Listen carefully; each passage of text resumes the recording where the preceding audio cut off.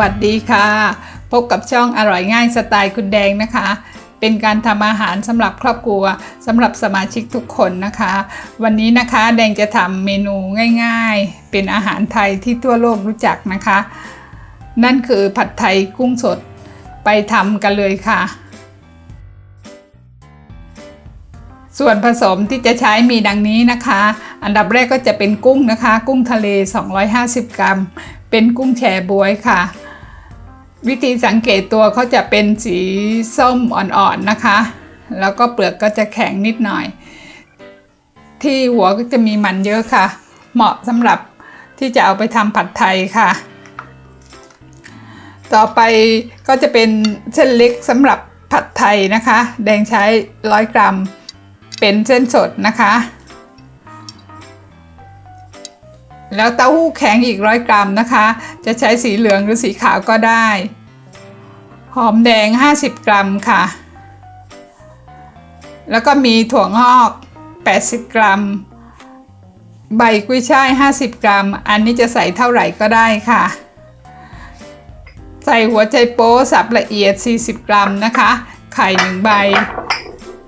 สำหรับน้ำซอสก็จะมีน้ำมะขามเปียกน้ำตาลปี๊บน้ำปลาแล้วก็น้ำสะอาด150 ml ค่ะใบผักที่จะทานเคียงนะคะก็จะมีต้นกุ้ยช่ายแล้วก็ใบผักเขลที่แดงปลูกเองที่บ้านนะคะเป็นผักอินทรีย์แล้วก็หัวปลีแล้วก็มีมะนาวด้วยค่ะเริ่มจากต้มเส้นนะคะ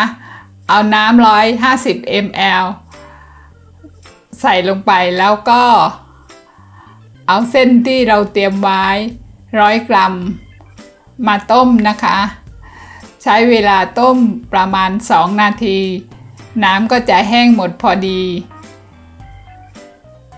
เส้นก็จะใช้ได้ค่ะ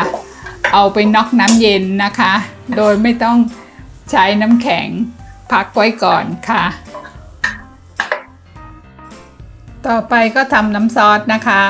ใช้น้ำ150 ml เราจะต้มน้ำซอสผัดไทยไว้ก่อนค่ะแล้วเติมน้ำมะขามเปียกไป3 ช้อนโต๊ะนะคะ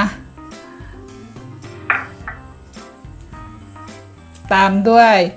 น้ำปลา1 ช้อนโต๊ะ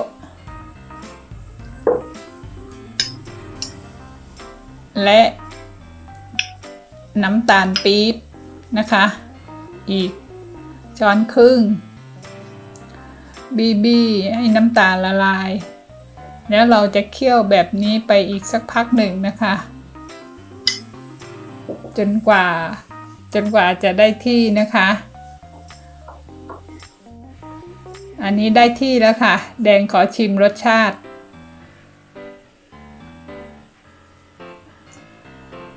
รสชาติอร่อยแล้วค่ะเดี๋ยวตักเก็บพักไว้ก่อนนะคะต่อไปก็ผัดหัวกุ้งนะคะใช้น้ำมัน1 ช้อนโต๊ะแล้วก็เอาหัวกุ้งลงไปผัด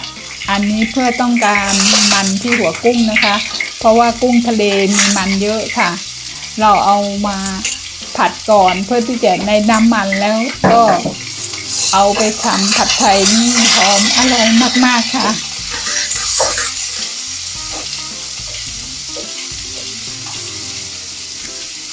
เมื่อผัดหัวกุ้งได้แล้วเราก็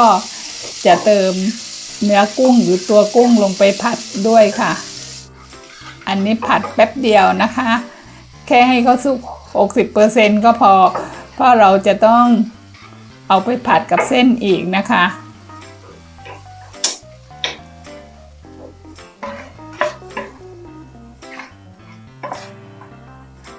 ตักพักไว้นะคะทุกคนดูน่าทานมากๆเลยค่ะ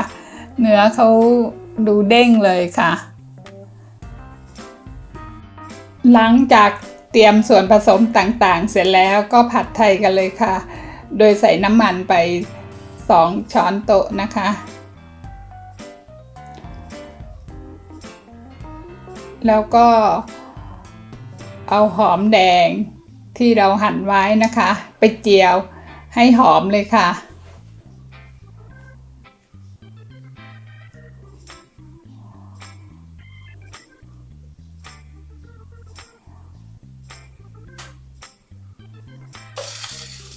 เจียวประมาณนี้ได้แล้วค่ะหอมมากๆเลยหอมไปทั้งบ้านแล้วค่ะก็ใส่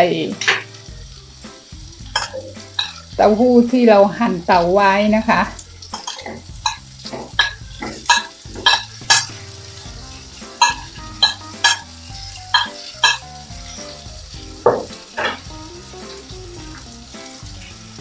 ตามด้วยไชโป๊สับนะคะแล้วก็ผัดให้สุก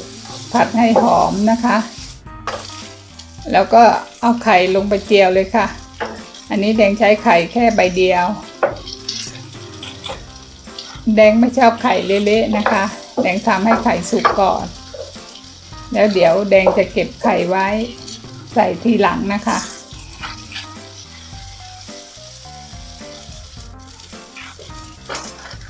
ต่อไปก็ใส่เส้นลงไปผัดเลยค่ะ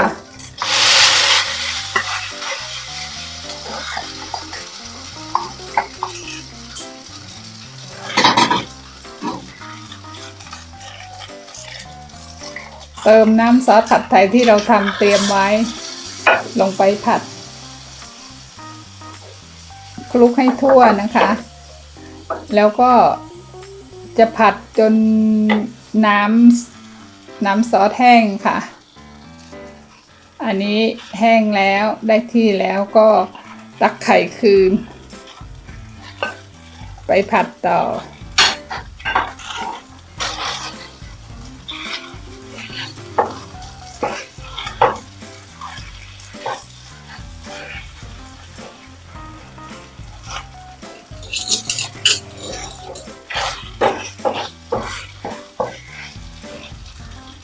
แดงขอชิมรสชาตินะคะ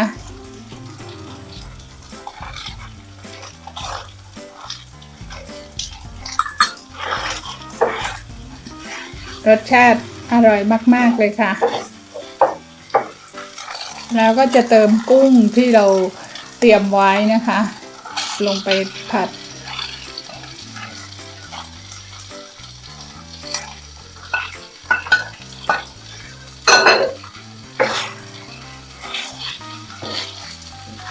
ผัดไทยก็จะหอมมากๆนะคะ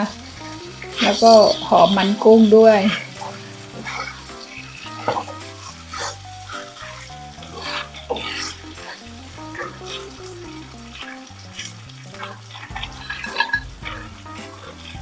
แล้วจะใส่ถั่วงอกกับใบกุ้ยช่ายอันนี้แล้วแต่นะคะว่าใครชอบประมาณไหนก็ใส่เยอะก็ได้ใส่น้อยก็ได้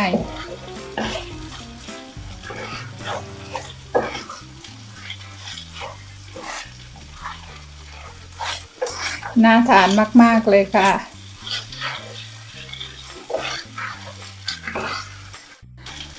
เติมพริกขี้หนูป่นไปครึ่งช้อนชาแล้วก็ถั่วลิสงคั่วป่นไป1ช้อนโต๊ะนะคะสำหรับความเผ็ดปริมาณพริกแค่ไหนก็แล้ว